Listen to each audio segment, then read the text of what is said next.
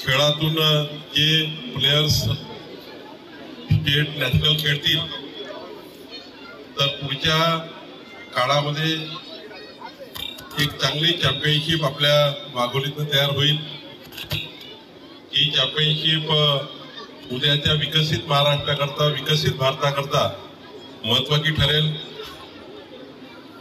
मोदीजींनी विकसित भारताचा संकल्प केला आहे, देवेंद्रजींनी विकसित महाराष्ट्राचा संकल्प केला आहे आणि या संकल्पामध्ये केवळ विकासच नाहीये, रस्ते, वीज, पाणी, या संकल्पामध्ये स्पोर्ट्स आहे, या संकल्पामध्ये क्रिकेट आहे, या संकल्पामध्ये आपण भारताला जगातला आता अत्यंत पुढारला देश म्हणून आपण खेळामध्ये पुढे नेतोय।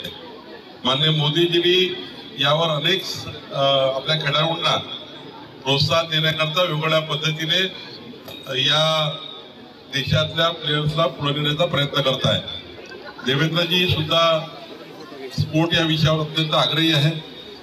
मला विश्वास आहे की वाघोलीच्या या स्पर्धेतनं प्रचंड मजबूतीने प्लेयर्स तयार होतील। एक उत्कृष्ट प्लेयर्स म्हणून आमच्या मुली, त्या ठिकाणी आमच्या बहिणी या महाराष्ट्राच्या स्टेट आणि नॅशनल स्पॉन्सर्स नॅशनल मध्ये खेळतील।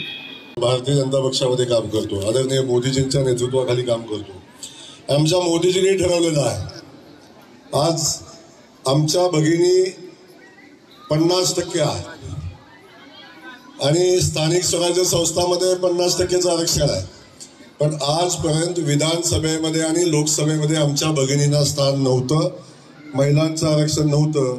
मोदीजींच्यासाठी एकदा जोरदार टाळ्या वाजवा। पण आता पुन्हा दिसताना लोकसभेमध्ये, विधानसभेमध्ये आमच्या 50% भगिनी दिसतील आणि 50% आमदार सोपं नाही आहे ते, पण 33% तेव्हा दादा 33% म्हणजे 17% पुन्हा वाढायला नको, 33% महिला सोपं नाही, 33% सुद्धा। पण आता संदीप दादा आमची तयारी करतो, कुठलंही आरक्षण करू द्या, काय अडचण नाही।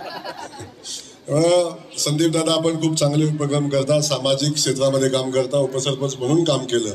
पुढच्या काळामध्ये महानगरपालिका, नगरपालिका, स्थानिक स्वराज्य संस्थेमध्ये निवडणुका होतील, पुन्हा आपला भारतीय जनता पार्टीचा भगवा फडकेल असा विश्वास व्यक्त करतो। आपल्या सगळ्यांना महाराष्ट्राच्या नवीन सरकारच्या वतीने शुभेच्छा देतो, कारण साऱ्या क्षेत्रामध्ये विकास होणार आहे आणि क्रीडामध्ये सुद्धा फार मोठा विकास होणार आहे। पुढच्या काळामध्ये कॉमनवेल्थ गेम्स असतील, एशियन गेम्स असतील किंवा ऑलिम्पिकमध्ये असतील, भारताचा सिंहाचा वाटा असेल आणि त्याच्यामध्ये महाराष्ट्र नंबर 1 असेल असं नम्रपणे सांगतो।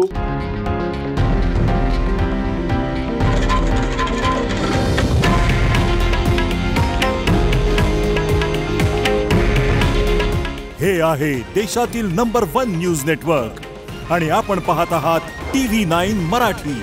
काळजी तुमची, हित महाराष्ट्राचं।